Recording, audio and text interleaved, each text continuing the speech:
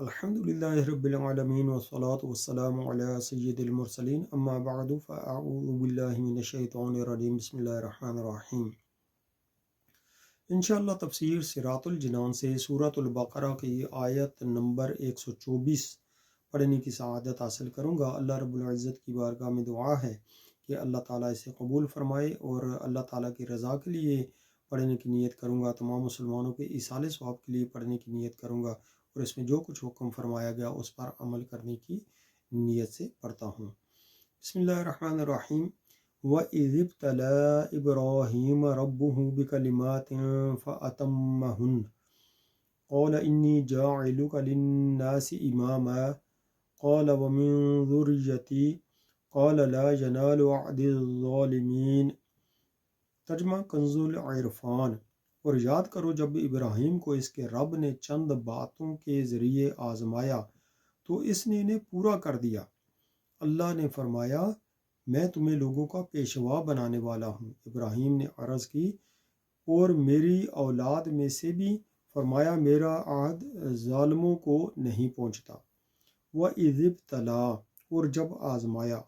یہود و نصارہ اور مشرکین عرب سب حضرت ابراہیم علیہ السلام کے فضل و شرف کے معترف اور آپ کی نسل ہونے میں فخر کرتے تھے، آپ کی نسل میں ہونے پر فخر کرتے تھے۔ اس آیت میں اللہ تعالیٰ نے آپ علیہ السلام کے وہ حالات بیان فرمائے ہیں جن سے سب پر اسلام کا قبول کرنا لازم ہو جاتا ہے، کیونکہ جو چیزیں اللہ تعالیٰ نے آپ علیہ السلام پر واجب کیں وہ اسلام کی خصوصیات میں سے ہیں۔ ابتلا آزمائش کو کہتے ہیں۔ خدائی آزمائش یہ ہے کہ بندے پر کوئی پابندی لازم فرما کر دوسروں پر اس کے کھرے کھوٹے ہونے کا اظہار کر دیا جائے۔ حضرت ابراہیم علیہ السلام کی آزمائش میں بہت سے شرعی احکام بھی تھے، اور راہ خدا میں آپ کی ہجرت، بیوی بچوں کا بیابان میں تنہا چھوڑنا، فرزند کی قربانی وغیرہ سب شامل ہیں۔ آپ علیہ السلام تمام امتحانوں میں پورا اترے، اور اللہ تعالیٰ نے آپ علیہ السلام کو لوگوں کا پیشوا بنا دیا۔ آپ علیہ السلام خلیل اللہ قرار پائے، انبیاء کرام علیہ السلام کے باپ ہوئے، تمام دینوں میں آپ علیہ السلام کا تذکرہ ہوا، سب کے نزدیک محبوب ہوئے۔ اس سے معلوم ہوا کہ شرعی احکام اور تکالیف اللہ تعالیٰ کی طرف سے آزمائش ہوتی ہیں، اور جو ان آزمائشوں پر پورا اترتا ہے وہ دنیا و آخرت کے انعامات کا مستحق قرار پاتا ہے۔ للناس امامہ، لوگوں کے لیے پیشوا۔ یہاں امامت سے مراد نبوت نہیں، کیونکہ نبوت تو پہلے ہی مل چکی تھی، تب ہی تو آپ کا امتحان لیا گیا، بلکہ اس امامت سے مراد دینی پیشوائی ہے، جیسا کہ جلالین میں اس کی تفسیر قدوۃ فی الدین، یعنی دین میں پیشوائی سے کی گئی ہے۔ وَمِن ذُرِّيَّتِي، اور میری اولاد میں سے۔ جب اللہ تعالیٰ نے حضرت ابراہیم علیہ السلام کو امامت کا مقام عطا فرمایا تو آپ علیہ السلام نے اللہ تعالیٰ سے اپنی اولاد کے لیے بھی عرض کیا۔ اس پر فرمایا گیا کہ آپ کی اولاد میں جو ظالم ہوں گے وہ امامت کا منصب نہ پائیں گے، کافر ہوئے تو دینی پیشوائی نہ ملے گی، اور فاسق ہوئے تو نبوت نہ ملے گی، اور قابل ہوئے تو اللہ تعالیٰ اپنے کرم سے جسے جو چاہے گا عطا فرمائے گا۔ اس سے معلوم ہوا کہ کافر مسلمانوں کا پیشوا نہیں ہو سکتا، اور مسلمانوں کو اس کی اتباع جائز نہیں۔ یہ بھی معلوم ہوا کہ اپنی اولاد کے لیے دعائے خیر کرنا سنت انبیاء ہے۔ یہ بھی معلوم ہوا کہ اللہ تعالیٰ کوئی نعمت عطا فرمائے تو اولاد کے لیے بھی اس کی خواہش کرنی چاہیے۔ اس سے چند یہاں تک جو ہے وہ تفسیر تھی اس کی، تو اس سے چند جو ہے وہ مدنی پھول حاصل ہوئے ہیں۔ ایک یہ کہ شرعی احکام اور تکالیف اللہ تعالیٰ کی طرف سے آزمائش ہوتی ہیں، اور جو ان آزمائشوں میں پورا اترتا ہے وہ دنیا و آخرت کے انعامات کا مستحق قرار پاتا ہے۔ تو دیکھیں کہ مسلمانوں پر تو اکثر مصیبتیں آتی ہی رہتی ہیں، مسلمان اس سے بری نہیں ہو سکتے۔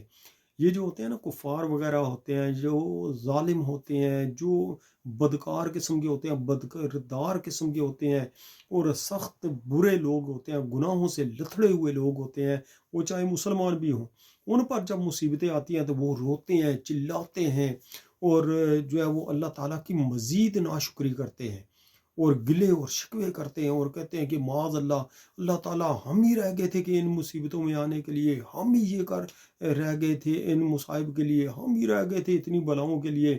تو ان کو یاد رکھنا چاہیے جو اللہ تعالیٰ کی بارگاہ میں گلے اور شکوے کرتے ہیں، انہیں اپنے اعمال پر نظر کرنی چاہیے کہ وہ اللہ تعالیٰ کا کتنا جو ہے وہ حق ادا کر رہے ہیں، وہ دین اسلام کی کتنی تعلیمات پر عمل کر رہے ہیں، وہ لوگوں پر کتنا ظلم کر رہے ہیں، اس کے بارے میں ان کا جو ہے وہ ذہن کام نہیں کرتا۔ اللہ تعالیٰ کی کتنی نافرمانیاں کر رہے ہیں، کتنی نمازیں قضا کر رہے ہیں، کتنے روزے قضا کر رہے ہیں، کتنی حرام کاریاں کر رہے ہیں، کتنا حرام کا جو لقمہ ہے کھا رہے ہیں، حرام کا رزق کما رہے ہیں اور کھا رہے ہیں، اور اس کے باوجود کہتے ہیں کہ ہمارا کوئی جو ہے وہ ہمارے اوپر کیوں اتنی مصیبتیں آئیں، یہ تو ان کے ہاتھوں کی کمائی ہے جو ان کو ملتی ہے۔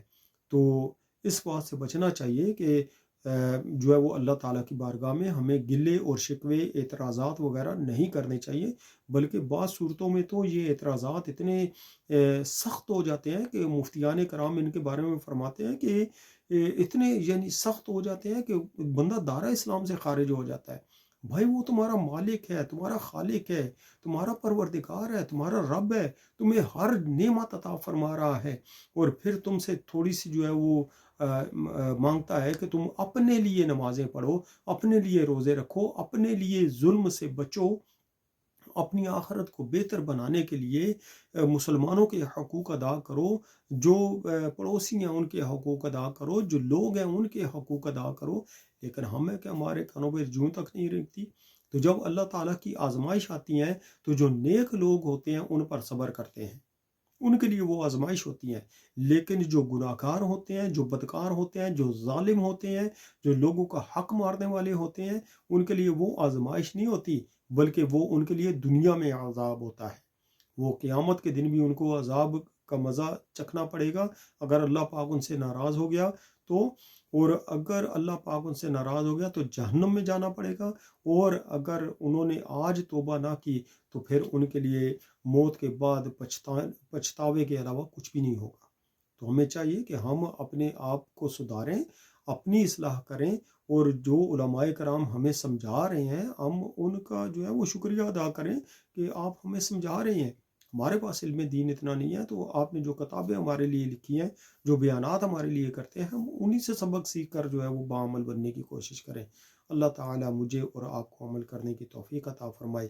آمین بجاہ النبی الامین صلی اللہ تعالیٰ علیہ وآلہ وسلم۔